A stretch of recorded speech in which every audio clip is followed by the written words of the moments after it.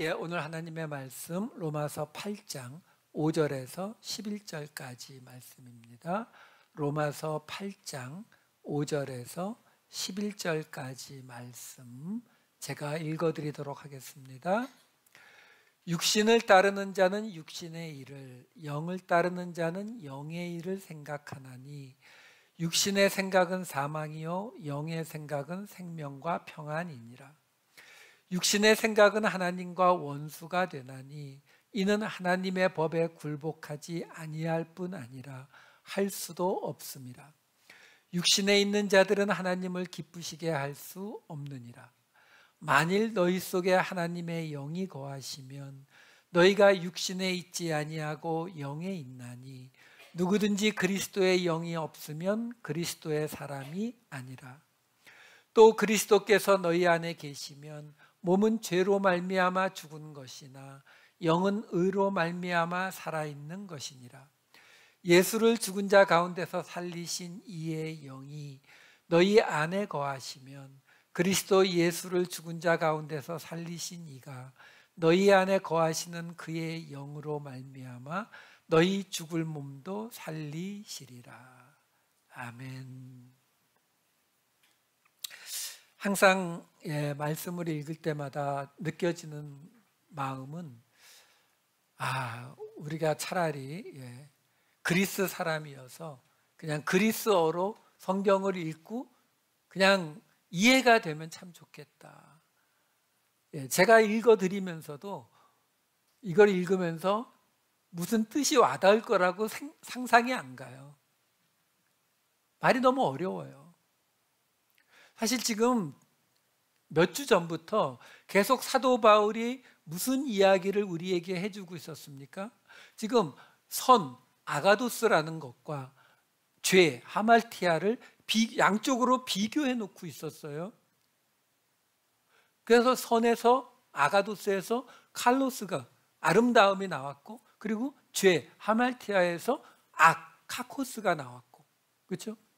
그 이야기가 그 다음에 사도 바울이 어떻게 이 이야기를 전개해 가느냐 하면은 7장 23절에 보시면 복습하는 거예요.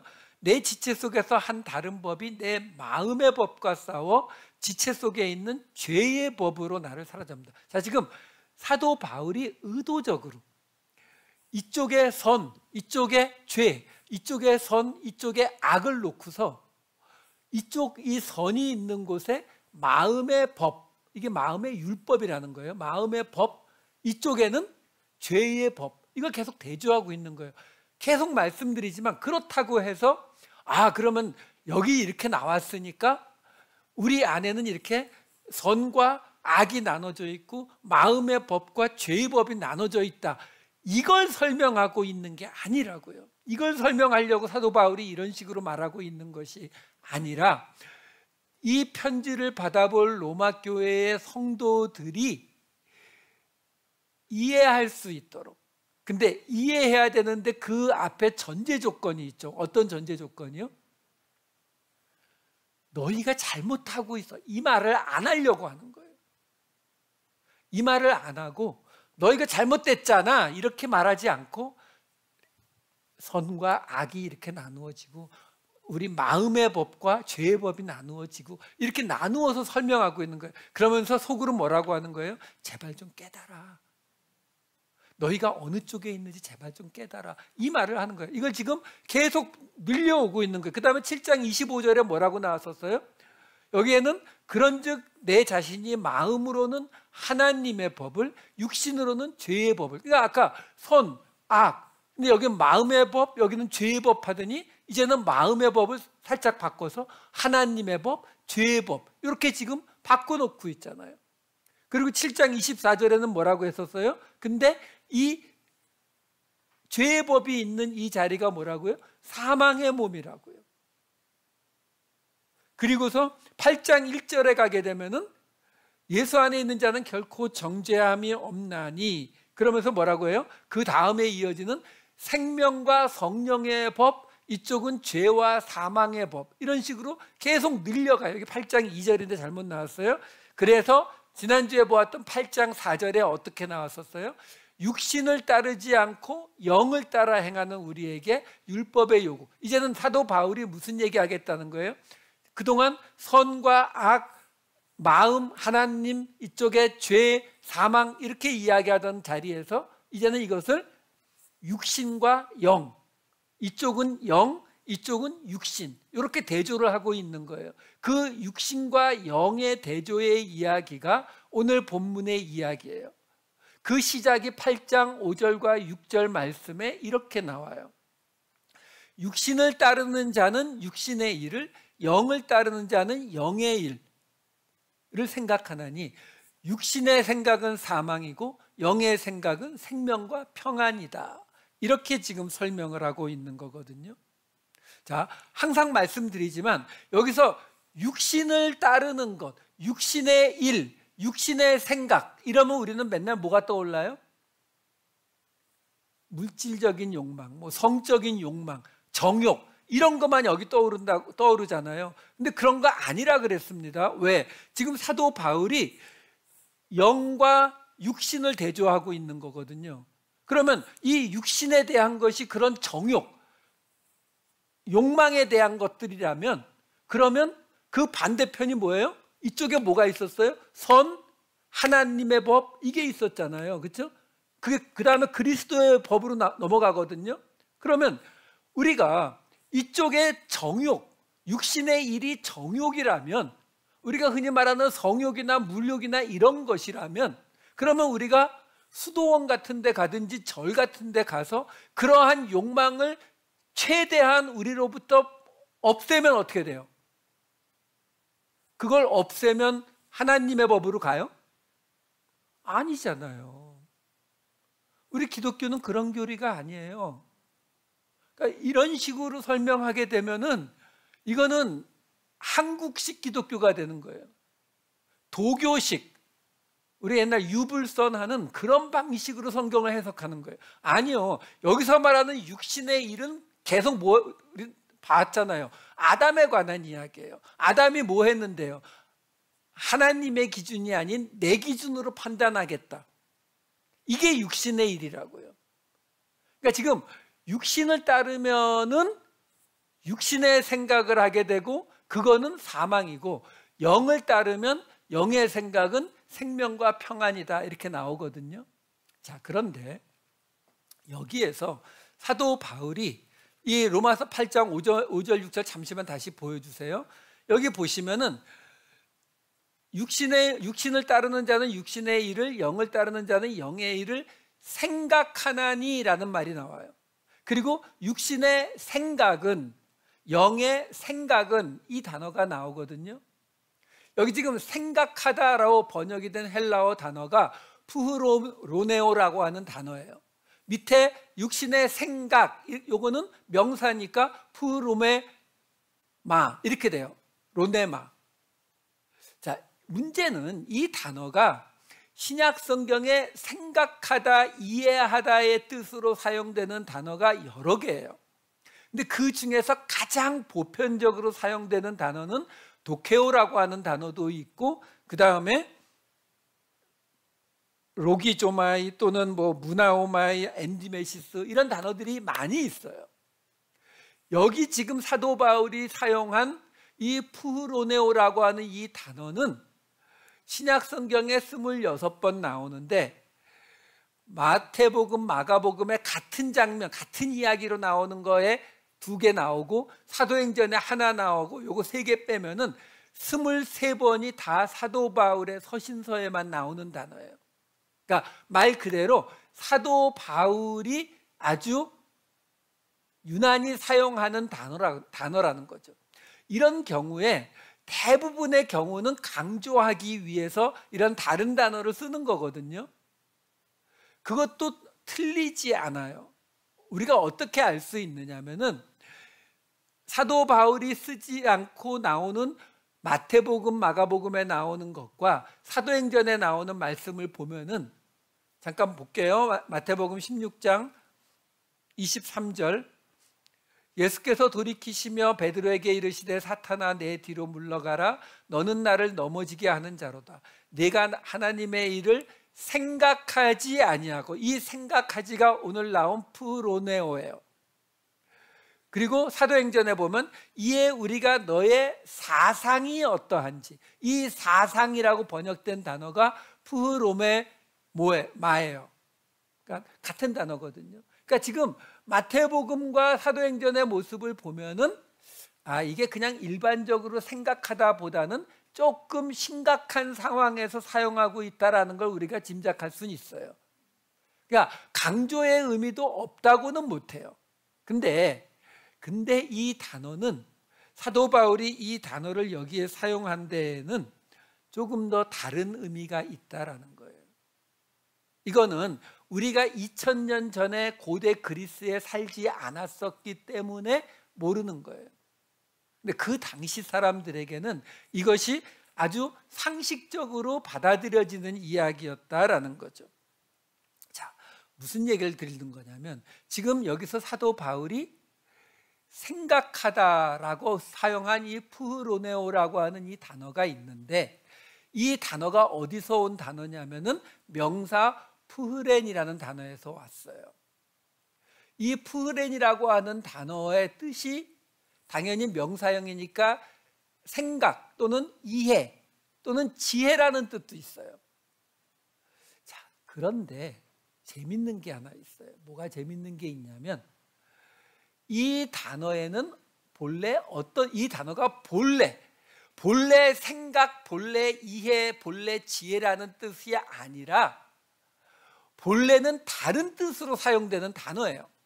그 단어의 뜻이 뭐냐면 횡격막이라는 단어예요. 횡격막. 혹시 횡격막 아세요? 우리 몸에 보면은 이 폐가 있고 심장이 있고, 그 다음에 이 아래쪽으로 위장과 이제 이 창자가 있잖아요. 근데 그 사이에 허파 밑에 우리 몸 전체를 이렇게 막고 있는 막이지만 근육이에요. 근육으로 된 살이 있어요. 그래서 우리 갑자기 의학 시간이 됐는데, 우리 몸통이 이렇게 있으면은 이 몸통 밑을 막고 있는 살덩어리라고 생각하면, 근육이라고 생각하면 돼요. 이 근육이 수축해서 쭉 당기면은 이 공간이 늘어나면서 우리 폐에 숨이 들어가는 거고, 이 근육이 이완되면서 밀면은 숨이 나오는 거예요. 그러니까 우리가 숨을 쉬는 데에 필요한, 이게 횡격막이에요. 이게 일본에서 온 단어래요. 우리나라 말로는 이 가로질러서 막고 있는 막이라고 해서 가로막이라고 부른대요.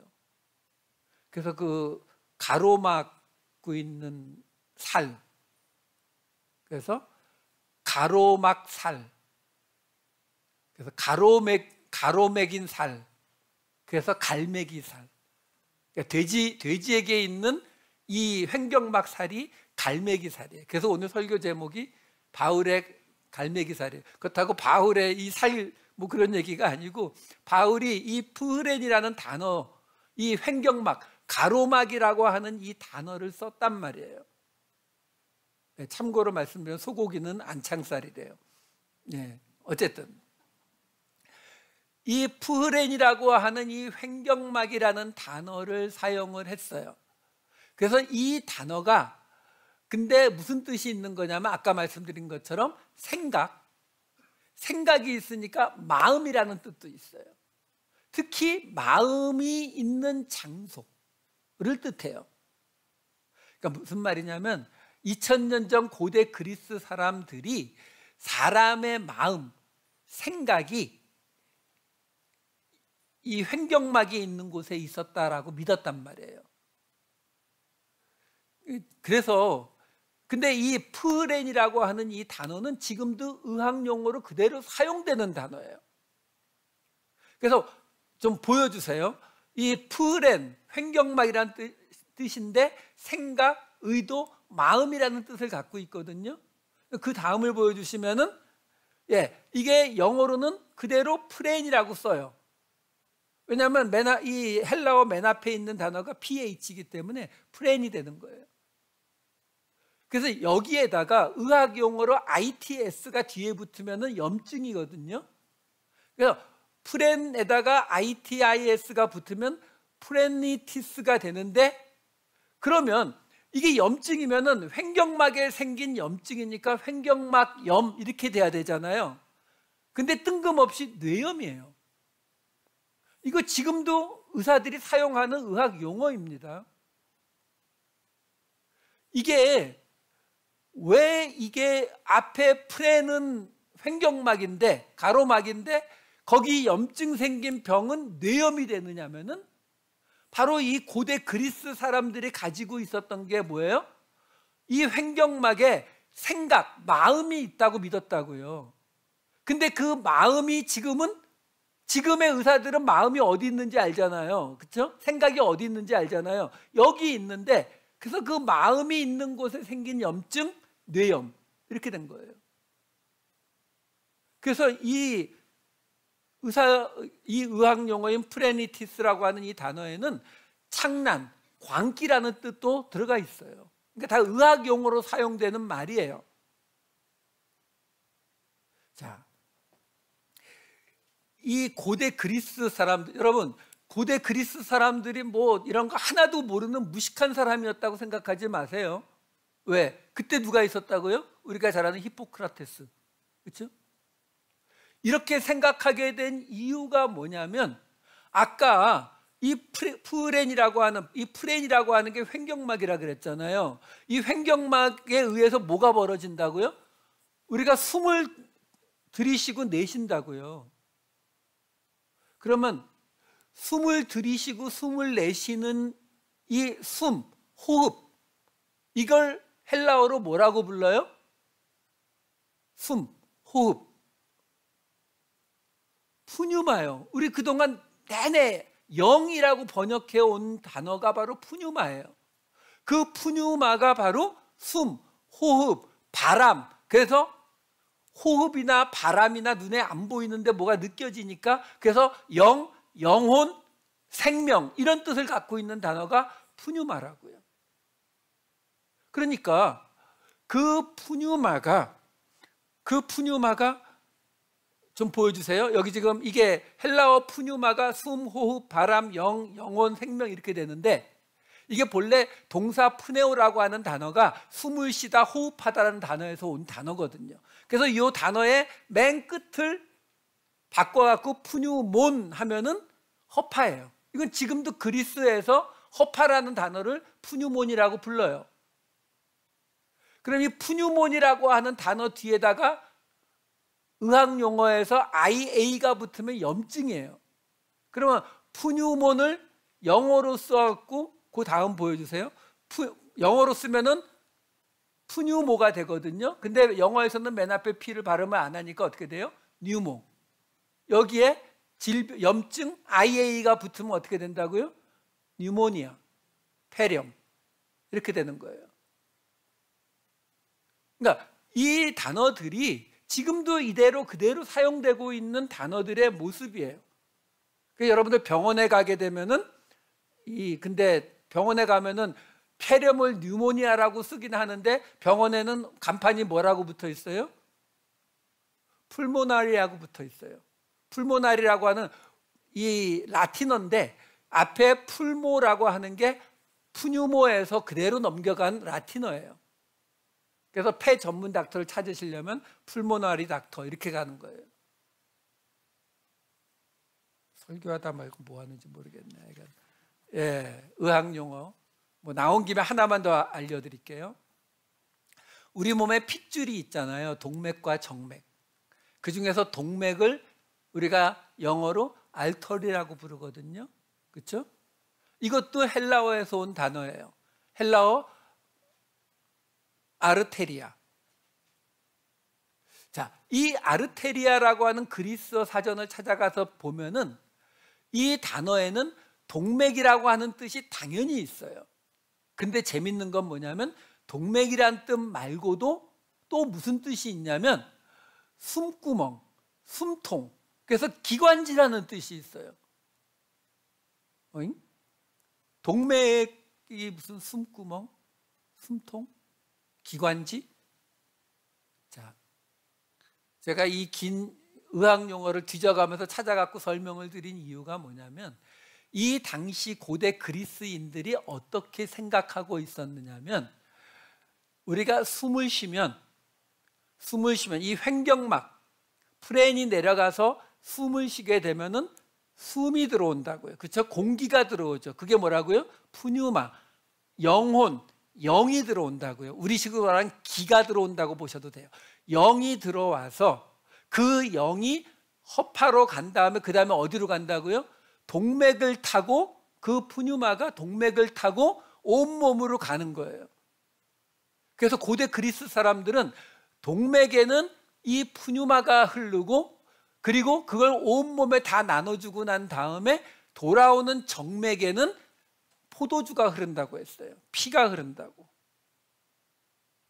근데 사실 이게 틀리지 않아요. 왜?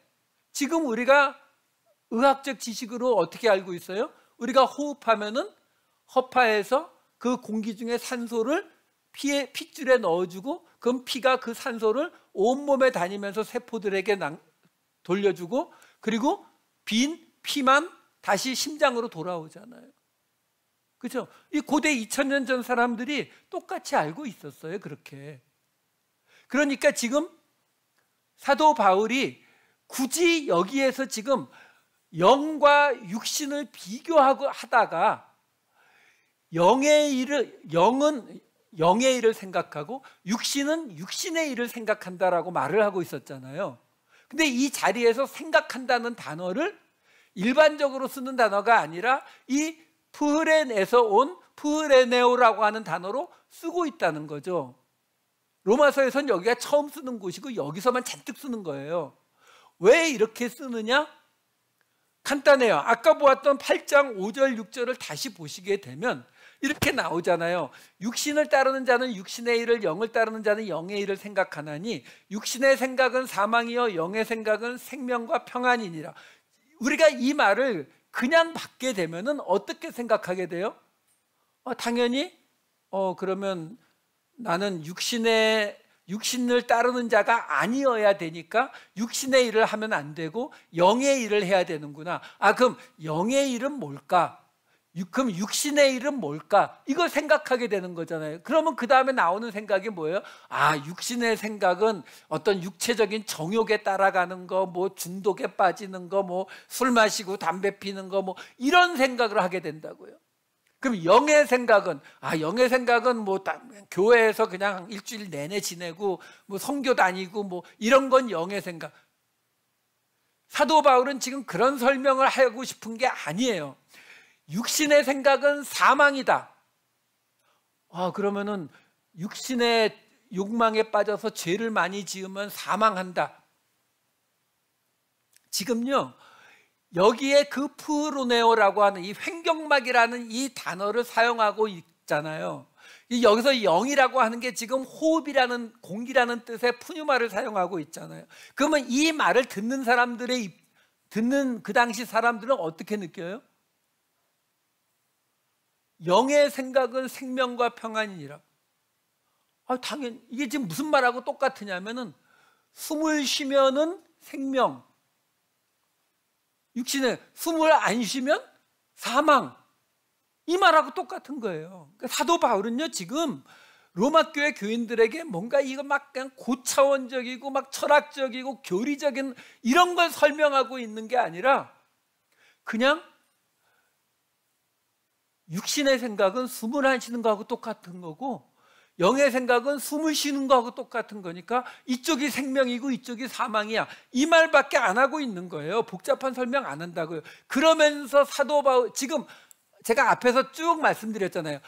쭉 진행해 올 때 아가도스로 시작하고 이쪽에 죄 하말티아로 시작해 놓고 여기에다가 하나씩 둘씩 계속 얹어오면서 이쪽에다가는 영, 선, 하나님의 법 쭉 얹어왔고 이쪽에다가는 죄, 악, 뭐 죄의 법 쭉 얹어왔잖아요. 그러면서 하나씩 얹으면서 이야기를 끌고 온 것처럼 여기도 맨 끝에 뭐가 딱 끼어 있어요? 평안이 끼어 있죠. 에이레네라고 하는 평안이 끼어 있거든요. 그런데 이 에이레네라고 하는 이 단어는 평안, 평화의 뜻으로 많이 사용되는 게 맞지만 그만큼 또 화평이라는 뜻도 있고 안식이라는 뜻도 있어요. 근데 우리는 대부분 평안이나 평강으로만 해석을 하지요. 사도 바울이 여기에 갑자기 평강을 왜 껴놨어요? 평화를 왜 껴놨어요? 싸우고 있으니까. 그렇죠? 싸우고 있으니까 지금 이야기하는 거예요. 자, 이제는 우리는 영에 따라 살 것인지 육신에 따라 살 것인지 이 두 가지 길이 있다. 근데 영은 생명이고 육신은 사망이다. 근데 여기는 생명하고 화평이다. 알아들으라는 거죠. 그만 좀 싸워. 싸우는 거는 영의 생각 아니야. 이 이야기를 살짝 껴놓는 거예요. 자, 그러면서 그 다음 8장 7절 8절로 넘어갈게요. 육신의 생각은 하나님과 원수가 되나니 이는 하나님의 법에 굴복하지 아니할 뿐 아니라 할 수도 없음이라.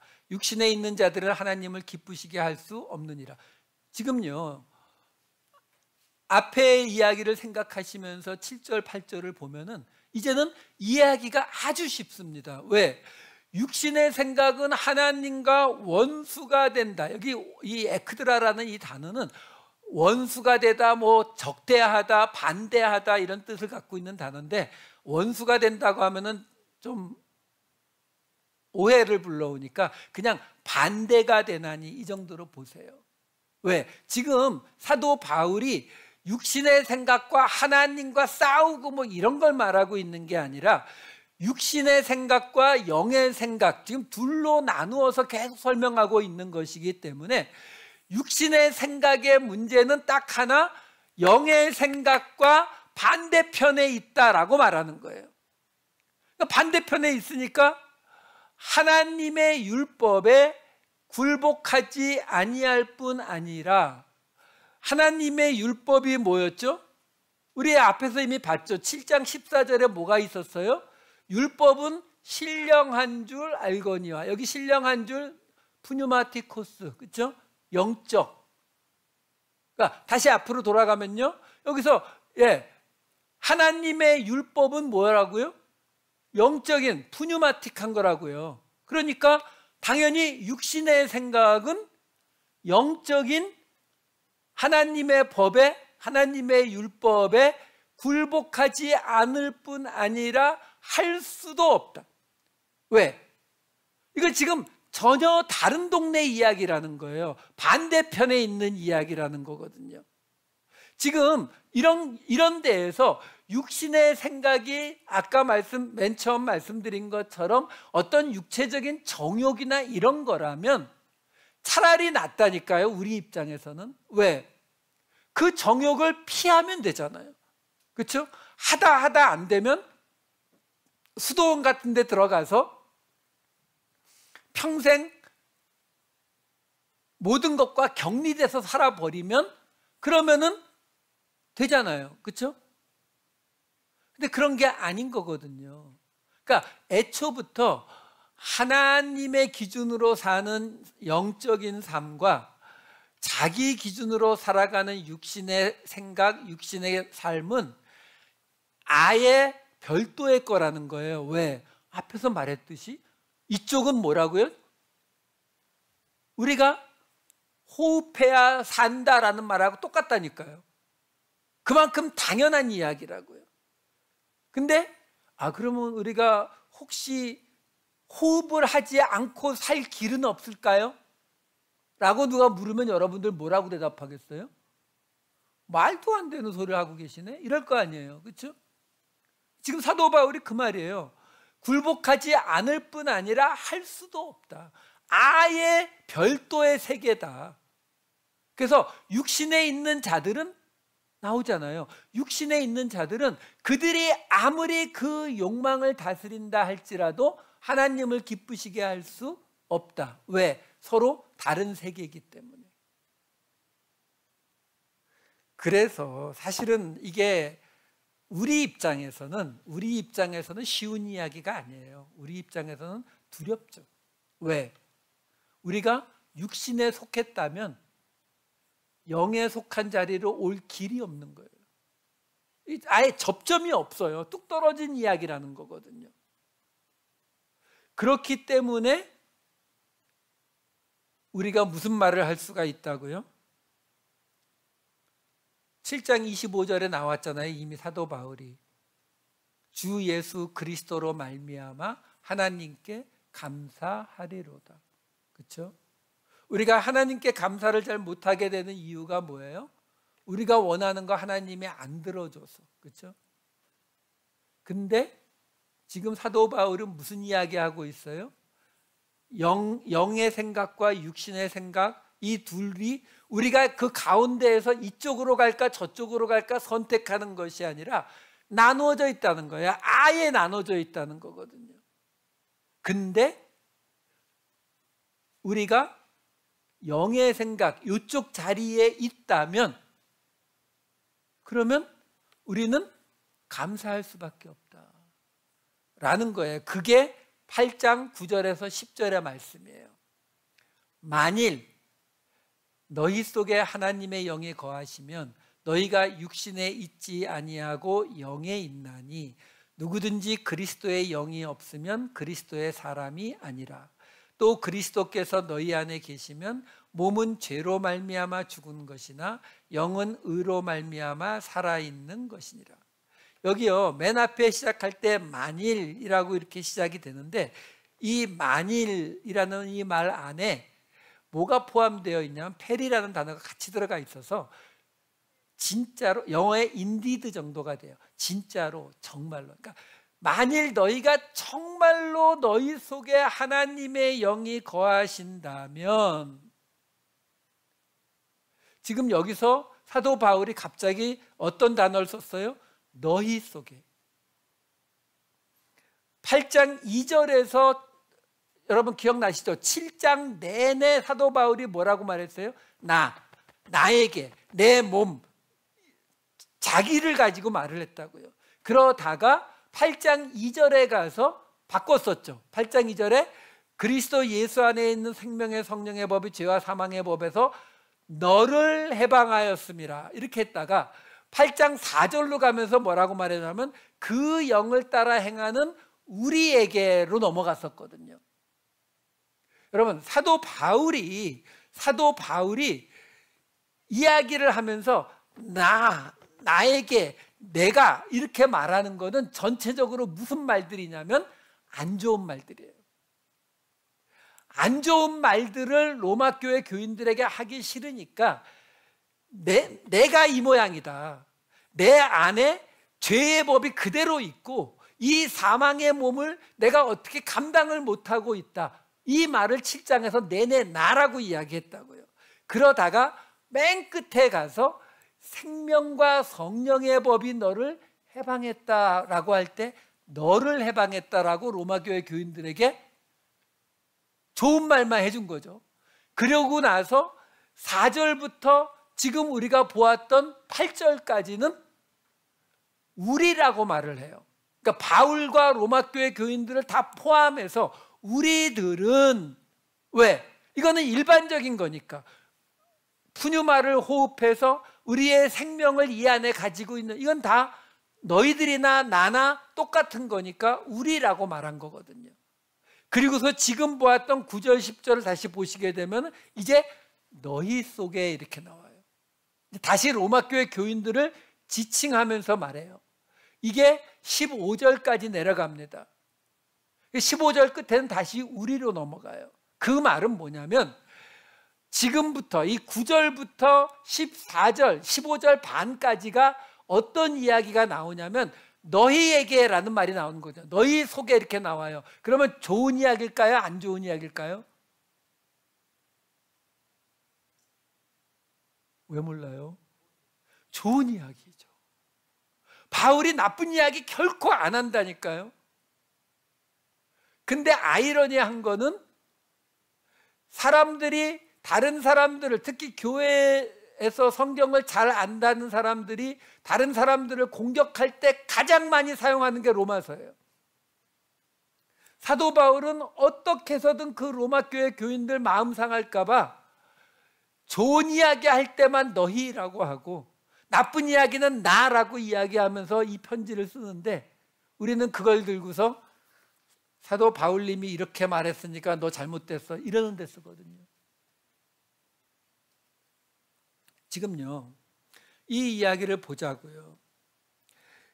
이 이야기를 여기서 지금 하나님의 영이 거하시면, 여러분 이 말은요, 지금 우리가 계속 말하고 있지만 누구에게 말하고 있어요? 로마 교회.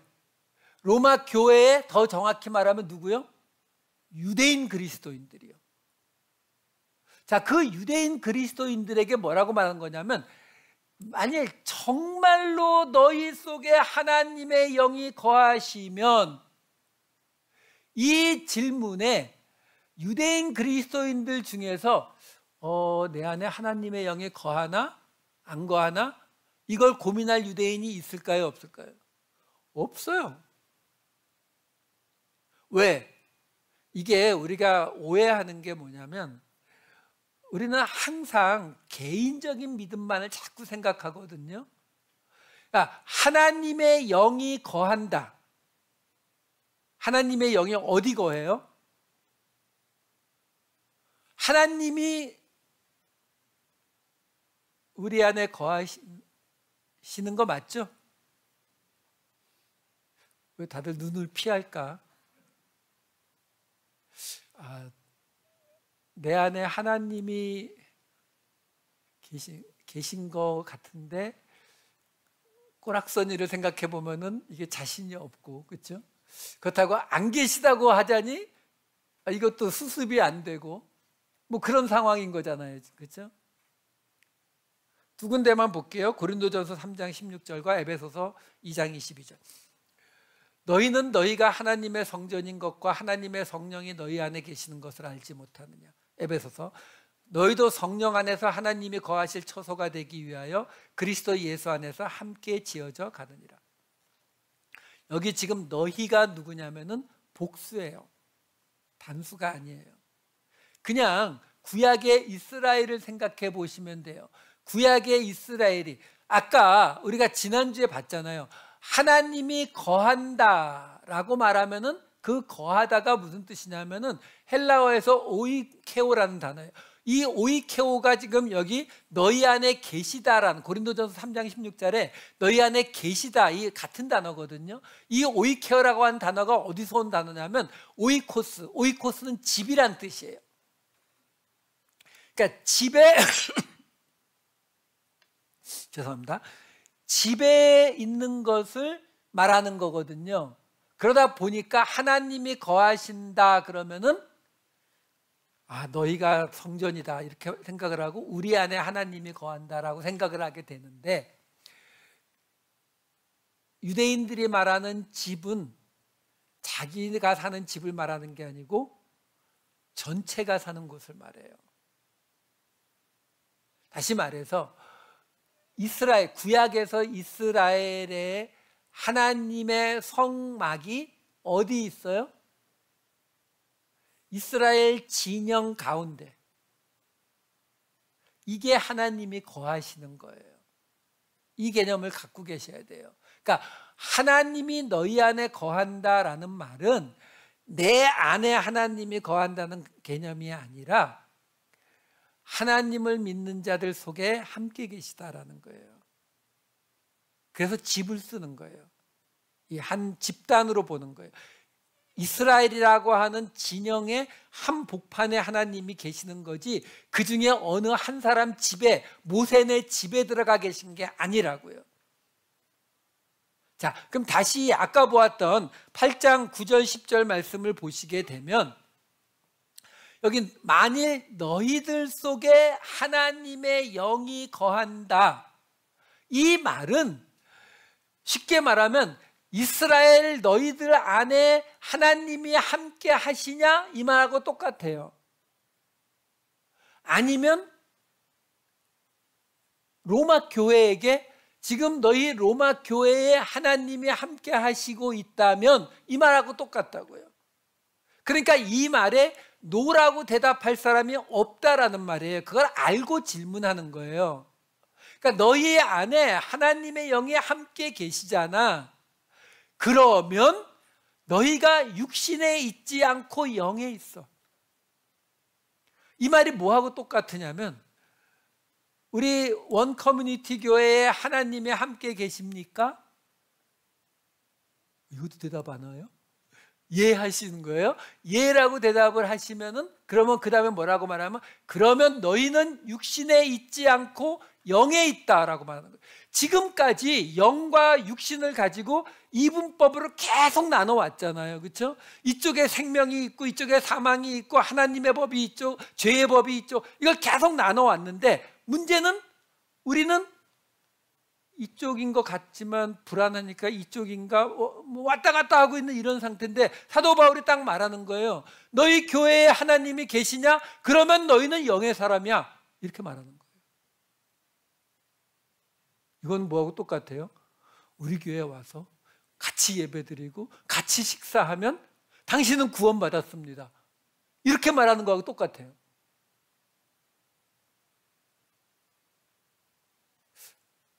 혹시 뭔가 그 말이 찝찝하게 느껴지신다면 왜 찝찝하게 느껴지실까를 한번 생각해 보세요. 길에 나가서 누구든지 데려다가, 그 사람이 홈레스든지 무슨 뭐 누구든지 데려다가 여기 앉혀놓고 함께 예배드리고 함께 식사하고 그래놓고 그 사람한테 당신은 구원받았습니다 라고 말하면 아마 저는 이단 판정을 받을 거예요. 근데요, 성경에 예수님의 비유에도 나오잖아요. 그냥 예수님이 본래 그 왕이 초대한 사람들을 오라고 했는데 안 오니까 어떻게 했어요? 길에 가서 세례받았는지 확인하고 데리고 왔죠? 아니요. 그냥 아무나, 그렇죠? 아무나 데려다가 그 잔치자리에 앉혔다 그랬죠. 그러면 임금이, 하나님이 아무나 데려다가 잔치자리에 앉히는 걸 보고 그건 아닌 것 같은데 라고 하실 거예요? 아니잖아요. 왜? 우리도 그렇게 들어왔거든요. 이걸 잊으시면 안 돼요. 지금 사도 바울이 말하고 있는 게 사실 교리적으로 보면은 굉장히 무리하고 있는 거예요. 한마디로 말하면 너희 지금 왜 싸우고 있었다니까요. 그 싸우는 거 싸우지 말라고 해야 될 거 아니에요.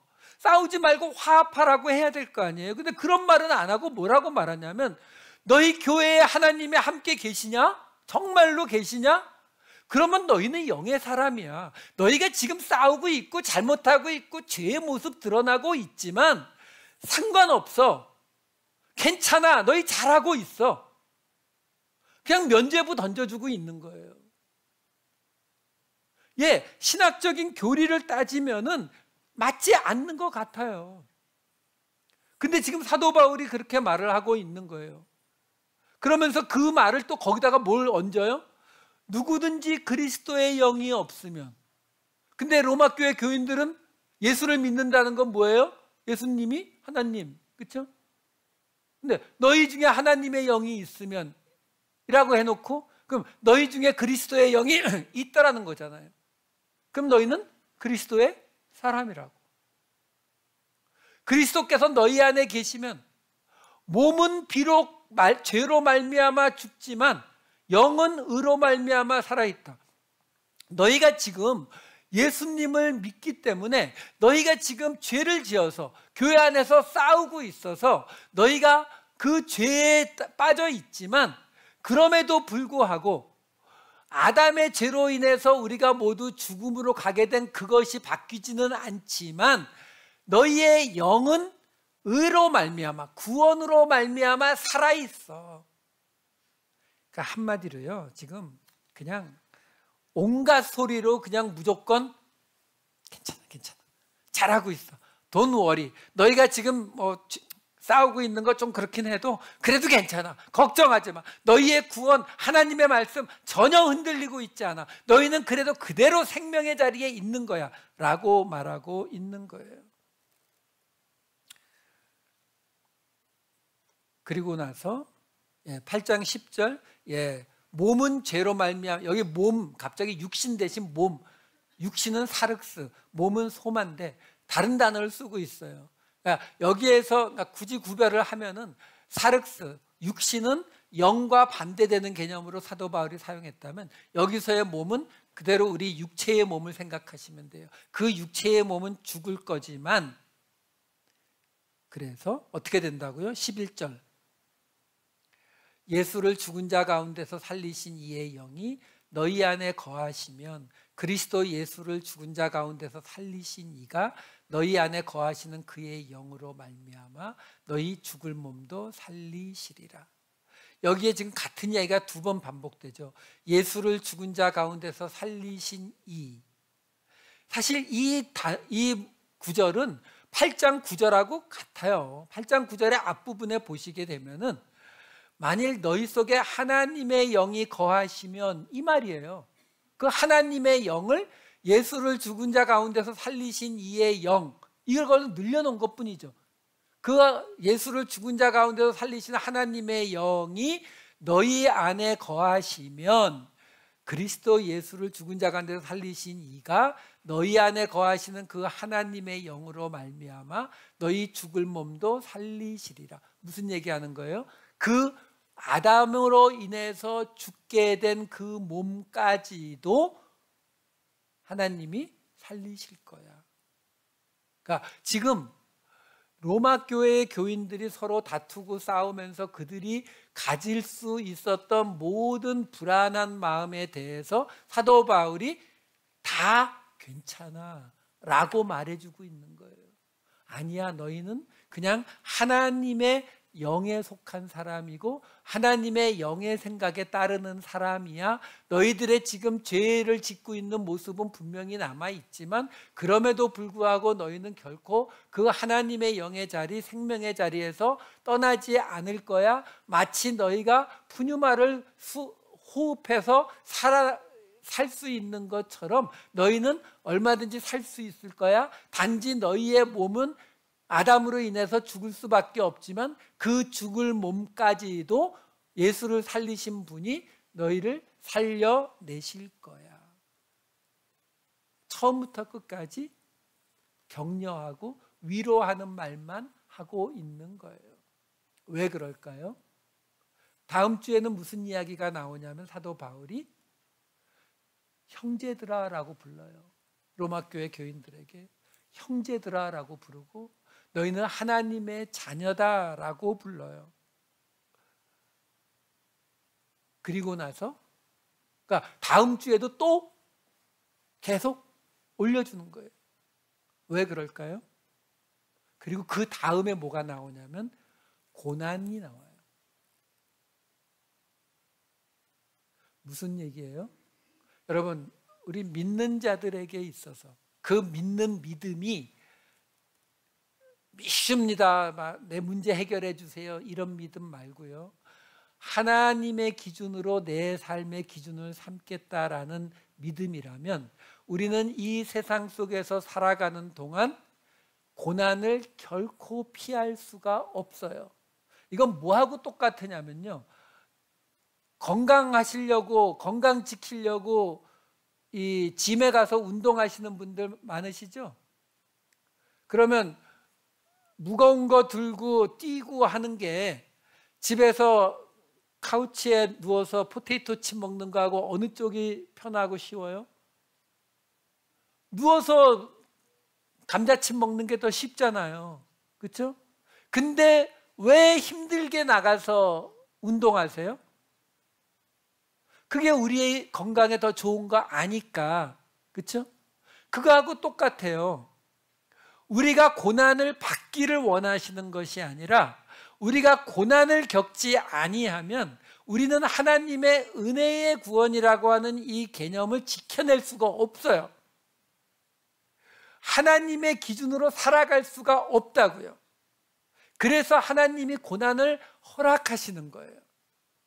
다시 말을 바꾸면, 그래서 우리는 하나님의 기준으로 이 세상을 살아가겠다는 사람은 고난을 피할 수가 없다고요. 자, 다음 주 말 끝에, 다다음 주에 이 고난으로 들어가는 이야기가 시작이 되거든요. 지금 사도 바울이 사실 하고 싶은 이야기가 뭐예요? 그거예요. 근데 그 이야기를 먼저 던지지 않는 거예요. 무슨 이야기부터 한다고요? 한참 설명해 놓고 괜찮다고, 잘하고 있다고. 그냥 이렇게 한번 생각해 보세요. 요즘 우크라이나도 전쟁, 이스라엘도 전쟁, 뭐 또 이란하고 싸운다 그러고 막 세상이 어지럽습니다. 근데 여러분들, 우리 여성분들 남편이 다음 주에 파병을 나간다고 생각해 보세요. 아프가니스탄으로, 우크라이나로.